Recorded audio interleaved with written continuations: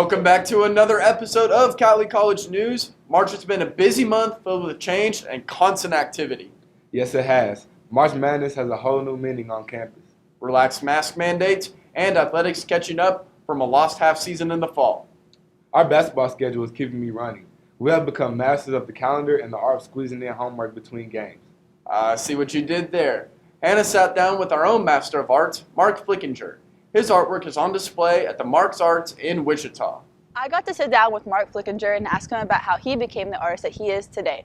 Let's see the life that he painted. My name is Mark Flickinger. I teach painting, drawing, and art history at Cowley College. And I started in 2001 full-time, which makes it 20 years. Although, before that, I was an adjunct from 1993 on. I started painting and drawing when I was just a boy at about 9 years old. And it's really the only thing I really was any good at. What gallery do I wish I could have gotten into? The one in New York, I wish I could have gotten into that one 10 years before I did, because she closed about a month after I started with her. The favorite one that I've gotten into would be the one in Indianapolis. I was with him for about 14 years. One American Legacy Gallery in Kansas City. I was in for about 19 years. And a good gallery is one that sells the work, shows the work, sells the work, and pays. Learn the traditions that you're drawing from. Get to know art, artists, styles. Learn about even things you don't like, because there's something of value there. Know absolutely everything you can. Learn everything you can about it. Know way more than anybody else about the thing you want to do. Don't forget to check out Mark Flickinger's artwork at markflickinger.com. I had no idea Mark Flickinger was such a talented and recognized artist in Kansas. It is impressive to have that caliber of an artist here at Cowley. Oh yeah, and although his students and the surrounding community may understand what a gem he is, those of us outside of the arts had no idea. True. Here's Billy with the second edition of Hidden Gems of Arc City. He hit Burger Junkie on Madison to tell everyone about their boss burgers.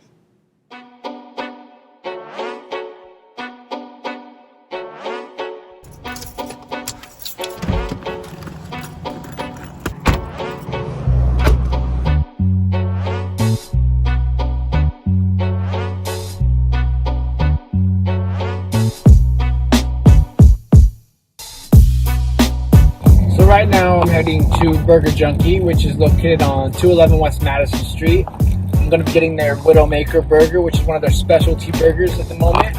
It's honestly a really good place to eat, I think, because of the price and how close it is to the college.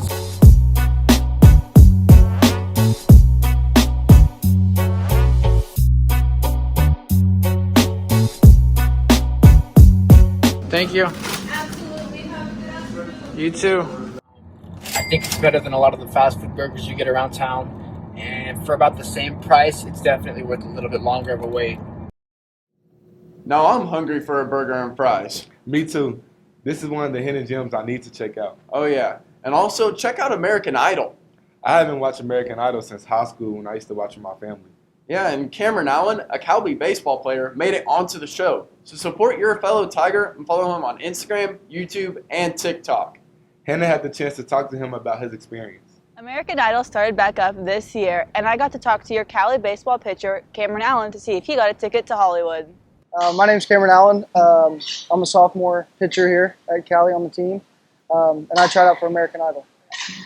I've been doing music for like a while, but I never really took it serious till like right when mid-high school started. Knows I am hungry. Oh, Lord knows that I have tried.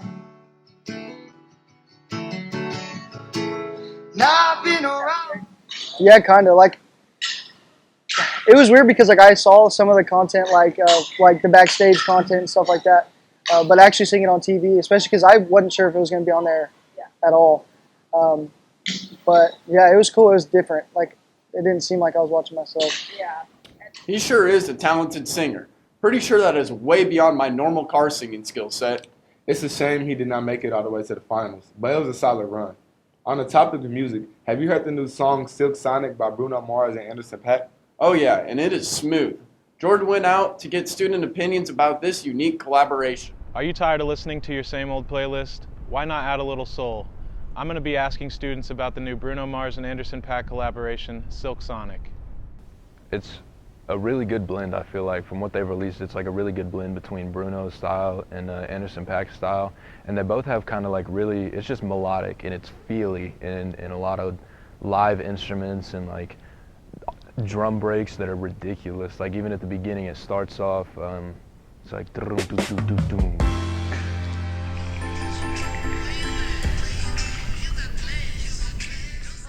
When I first listened to the song, I was kind of vibing to it. I was definitely banging my head a little, which I normally do with Bruno Mars songs. It had a change in tempo at the beginning. It was kind of like slower, and then it goes fast for a little bit, so it kind of keeps you on your toes. So I feel like this is one of his typical kind of groovy songs, and I definitely am a fan. I would rate this song a 7 because it's nothing new for Bruno Mars, and it's kind of the same thing that he always does, but it is a well-produced and an easy-to-listen-to song. I thought it was pretty good. I'll give it an 8. I thought Bruno Mars and Anderson .Paak's new song was really good. It was groovy. My head was bopping. Now it's an 8. It seems as though Silk Sonic is going to make music that won't be soon forgotten. Be sure to check out their upcoming album, An Evening with Silk Sonic. That song is relaxing and grooving. The perfect vibe for hanging out in the dorm. Exactly. I've been spending a lot of time in my room catching up on homework, and I find the occasional energy drink or a cup of coffee helps me stay alert and focused. I stick to water and Gatorade, but Avery went to 3 different locations to taste test a variety of coffees to determine which one is the best buzz for your money. I went to 3 different restaurants, McDonald's, Starbucks, and Dunkin', to order 2 medium-sized drinks, all similar to each other, so that I could compare sizing, pricing, and taste, and determine which one is really the best. To start off the competition, I went to McDonald's first. And this is a vanilla iced coffee. And not very sweet either. 3 out of 10. And this is a medium caramel frappe.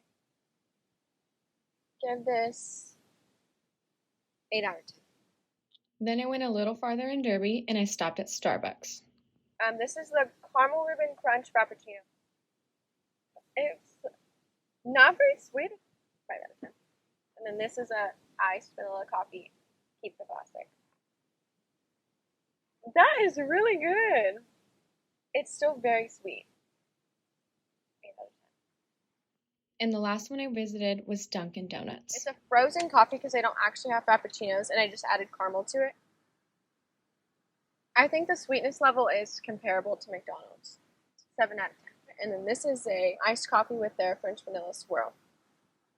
It's a lot sweeter than the Starbucks one and the McDonald's one. Dunkin' iced coffee I give 7 out of 10. Dunkin' is most consistent and would recommend Dunkin'. Just watching that gave me a caffeine high. I bet. I'm more apt to chill in front of the screen until it's time for lights out. Me too. It's hard for me to do my homework because I get distracted by my phone sometimes. Turns out we are not alone. Michaela went around campus to get student tips on how to be less distracted by your phone. I got with students on campus to see the way their phones either help them or harm them in their daily responsibilities on campus. Do you think that having your phone is a big distraction for you? No. In what way do you think it would be a distraction for other people? Goes off randomly in class, things like that. I think it can be a distraction. I think if you use it not as much, then it won't be. Yes and no. I think it's important to set boundaries, to know when it's appropriate to be on your phone and when it's not, Yes, personally, yes. In what way? I feel like I can't get anything done. I feel like I'm always, distracted by all the, notifications and stuff. So do you think that it's hard to get, responsibilities that you have to do done with having that distraction? Yes, definitely. If you use your phone a lot, then, you can't get what you need to get done. Because it's, you're just scrolling through TikTok the whole time. Exactly. That's what I do. I'm okay with checking it, but sometimes I get distracted by TikTok, and then I don't focus. What is so addicting about TikTok? Just the funny stuff people do and the dances.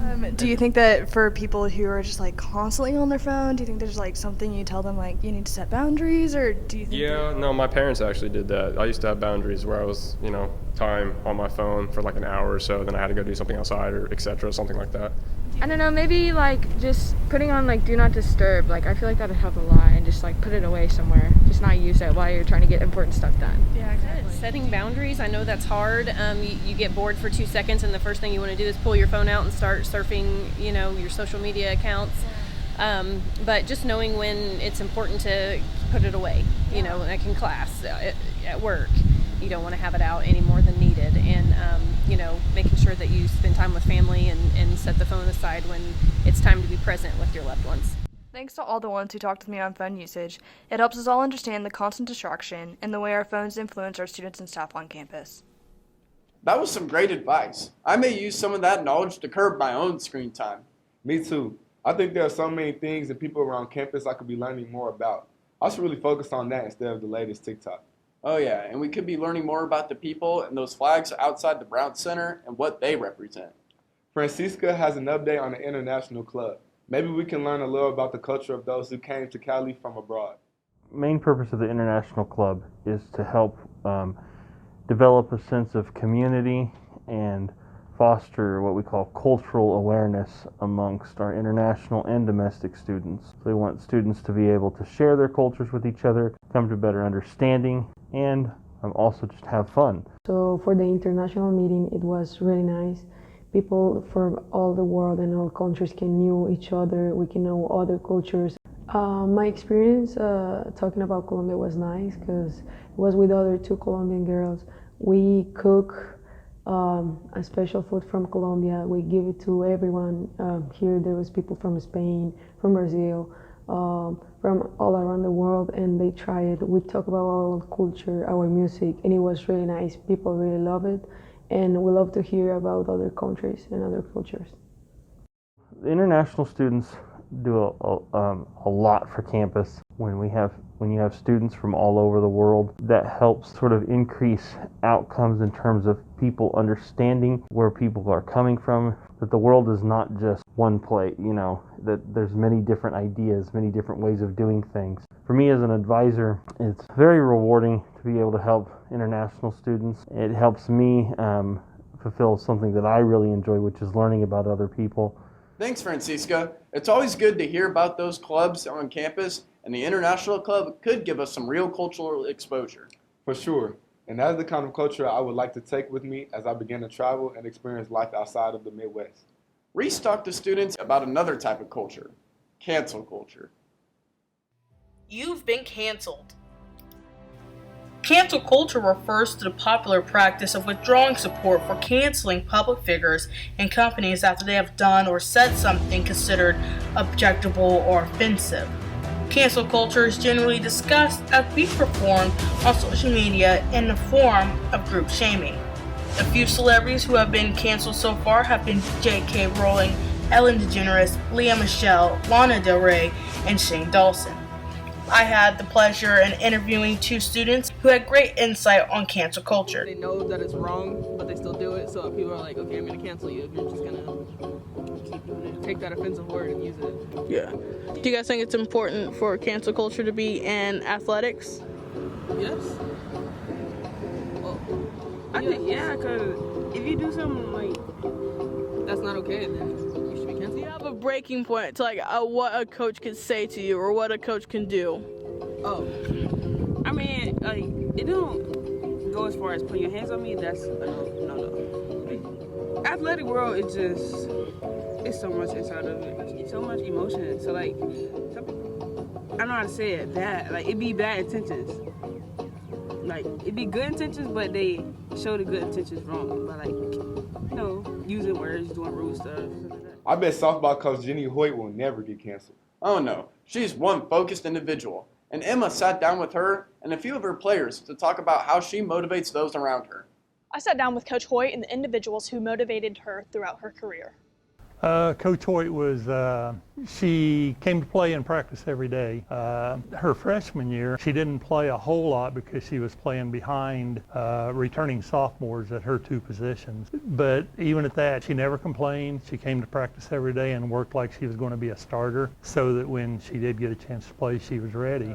Jenny was the kind of person, she fit my philosophy. My philosophy is that I want the team to have fun, but I don't want the fun to get in the way of getting better and learning and so forth. And Jenny was a fun person to have around, but she was also very serious about what she did, and it carried over into the way she played then. You know, one of the great things about Coach Hoyt as a player, she was very, very determined, hardworking, and very tough. And I think that kind of personality and the personality she had, she was a very, very hard worker, like I mentioned, but her determination and her perseverance rubbed off on others.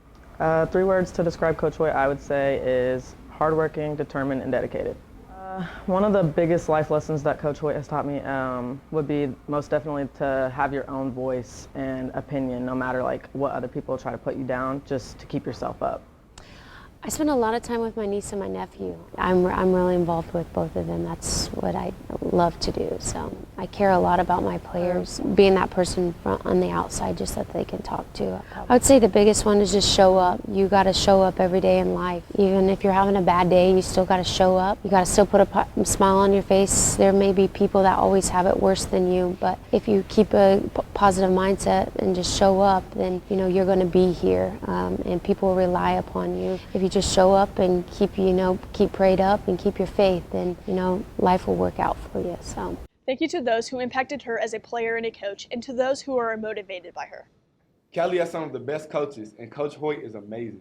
Yes, she sure is. Speaking of Coach Hoyt, Jared will give an update about softball and a few other sports and how they are all doing.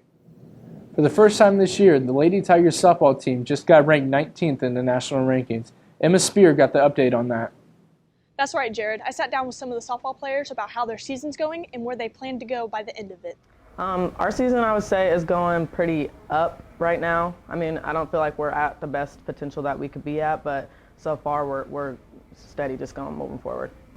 The team has definitely improved from the first practice, especially, having so many new faces, and there's a lot of freshmen on the field that sophomores, we have to bounce off of them and try to get them to, step up. So I would say we definitely have improved since day one.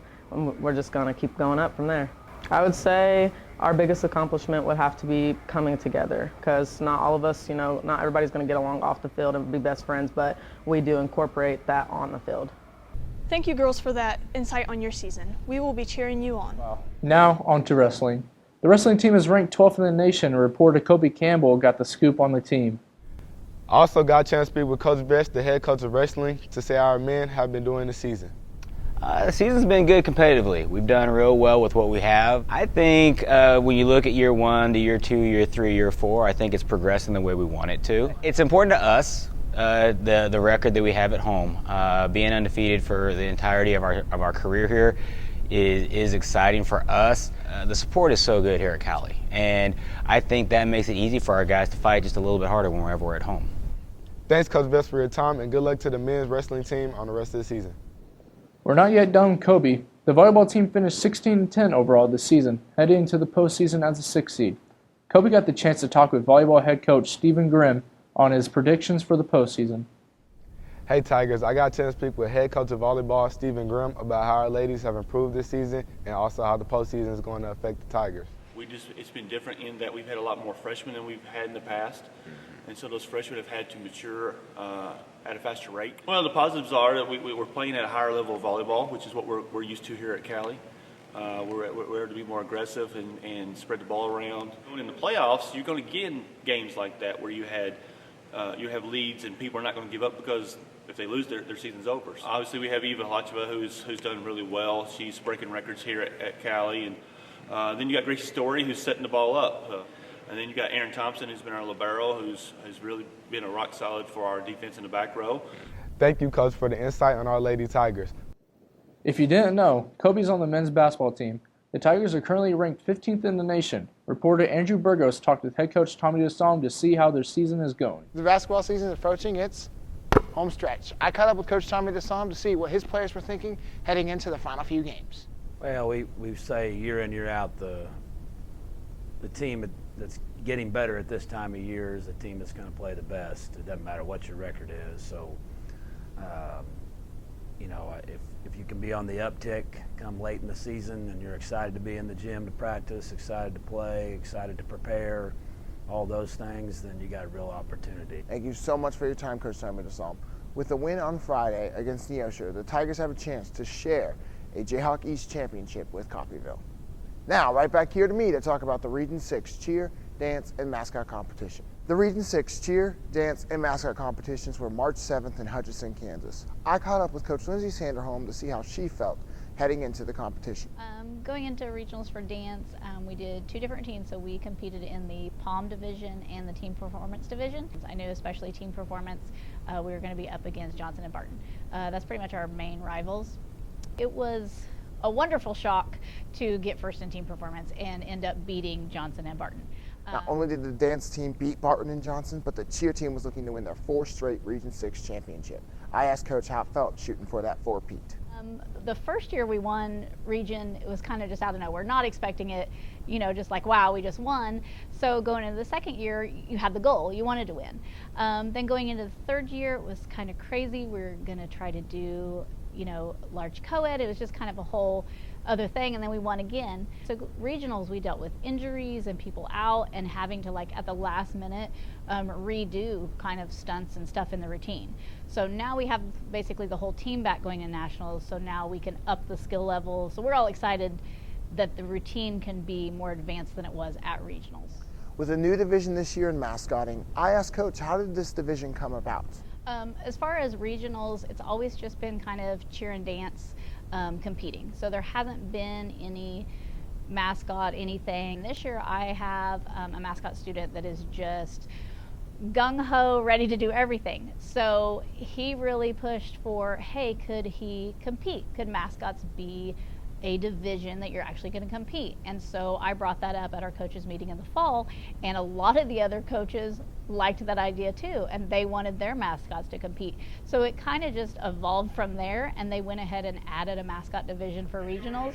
Our mascot did a whole skit, and it was awesome because then he ended up winning. So the Tank the Tiger is the first ever Region 6 mascot champion. Regionals just was wonderful for dance and cheer and the mascot to all win, to everybody come home a region champ is great. Congrats to Cowley College cheer, dance, and Tank the Tiger for bringing home Region 6 championships. Back to you, Jared.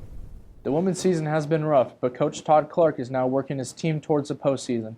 Andrew spoke with Coach Clark about his goals for the team in the postseason. The women's basketball team is ready for postseason basketball. I caught up with Coach Clark to see how he thought the season was going so far. On the offensive end, we got to execute quite a bit better, and then defensively, we've got to be more solid and try and create some stuff for us. You know, anytime you look ahead, you know, even you're talking about Coffeyville Saturday, we better concentrate on Allen Wednesday. You know, because anytime you start looking ahead, you start missing people or start, thinking this is going to be a cakewalk, and then you relax, and you don't want to relax, so you just want to play well each and every game. Thank you, Coach Clark, for all his time, and best of luck to them in the Region 6 tournament. Just because we have Friday off classes doesn't mean you shouldn't tune in to CSN to watch the men's and women's game versus Neosho starting at 5:30.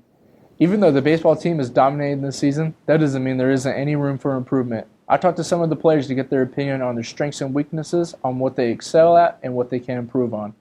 Even though they are undefeated in conference play this year, the Cowley Tigers baseball team can always find ways to improve. I think the biggest difference between this year and last year is we have a lot of freshmen and a lot of young guys. I think that they've all been doing a great job of maturing and figuring out what their role is on the team and how they can help us in the best way possible. I think the main thing that I've seen is that we don't give up on ourselves, really. Although we get down some games, we always manage a way to stay positive. A lot of us are winners, so I think when we lose, we tend to break down just a little bit. I think if we work on our composure in those situations when we're down, that'll help us out a lot this year.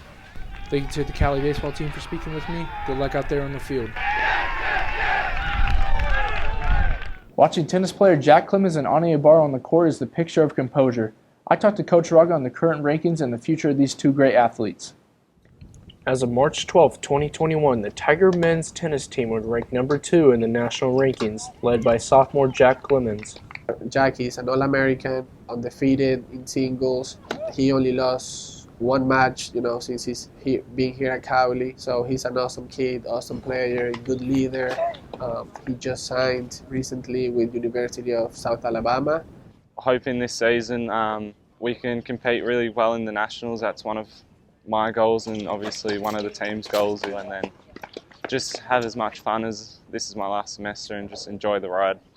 The Lady Tiger tennis team moved up to number 4 in the rankings, led by sophomore Anna Ibarra. And then on the women's side, we have Anna Ibarra. She just won Athlete of the Month this past month. She's doing her thing on the court. She's a girl that she likes to do her thing. She plays differently than everybody else, but she's playing very good. I'm happy for her, and I'm so excited to see her, playing these next couple of matches that we have coming up this week. Once again, thank you, Coach Roger, for speaking with me. Good luck to Jack and Anna in their future endeavors. Back to myself in the studio. And to wrap up sports, we have reporter Joe Blake on the men's and women's track and field team. Also occurring at Indoor Nationals in Pittsburgh was the induction to the NJCAA Track and Field Hall of Fame for head coach of Cowley, Mark Phillips. Over one summer, I went back home and parents had sold my bed, and so I told Coach Phillips I was sleeping on a cot, and he let me get a bed from his house and use it for a whole summer. So I was telling him about my visit the other day, and I showed up on campus and came down to Coach Phillips' office. He's like, "You want to run for me?" He's like, "Yeah, I'll run for you." And that's he didn't take me on a campus tour because my dad works here, and so I already knew everything. It was just make it official, I guess. And I got here pretty late. At 10:30 at night, he helped me move into the dorms, and then when I got a house, he helped me move. And even this was before things were diagnosed with him, but he would help me move the furniture into my house and stuff, and it was I just greatly appreciate that, and not only that, but just giving me an opportunity to come down here and work with them, and It's really great to see how many people Mark Phillips has impacted throughout his career. We want to congratulate him on his Hall of Fame induction and on a successful career here at Cowley. The Tigers' men's and women's track and field teams took on Indoor Nationals in Pittsburgh, Kansas. It was a great event as the women finished 7th and the men finished 8th. Even the coaches, it seemed like we had to beg, borrow, and steal every single one of those. But this shows the feistiness and the scrappiness of the people that we got around, and he threw down and he did it. And that's something that he was he kind of wanted to. He came to me and we talked about it, and he was like, "Coach, I want to be a national champion." I'm like, "I think you can be. Let's go get it." Easily his best race of the whole year. Taylor Minen getting 8th in the multi, and then Ahmed Brown in the shot put. He came in unranked, and he showed up, had a good day. Pretty stellar.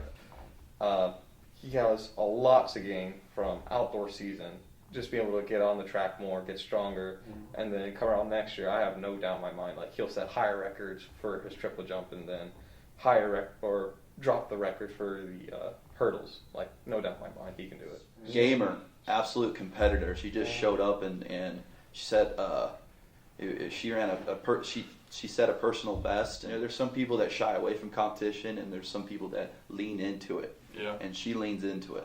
Lubna ran fantastic in the women's 3K. She ran phenomenal. Not only that, but the way she bounced back. The 5K, she ran awesome, but it was just a little disappointing. I know she was disappointed. Mm-hmm. And do the 5K and then bounce back in the 3K is very demanding. Yeah. And she was a little disappointed with the 5K, but I couldn't hand it to her even more because she bounced back in the 3K with fire. Overall, Indoor Nationals was great for both the men's and the women's teams. They look forward to outdoor season to build on that success. Thanks, Joe. Reminder that soccer is going to be starting April 2nd at 4 p.m. against Kansas City, Kansas Community College. Back to Joe and Kobe. Thank you for the update on sports, Jared. That's all we have for you for this episode. Join us on the next one. Tigers out.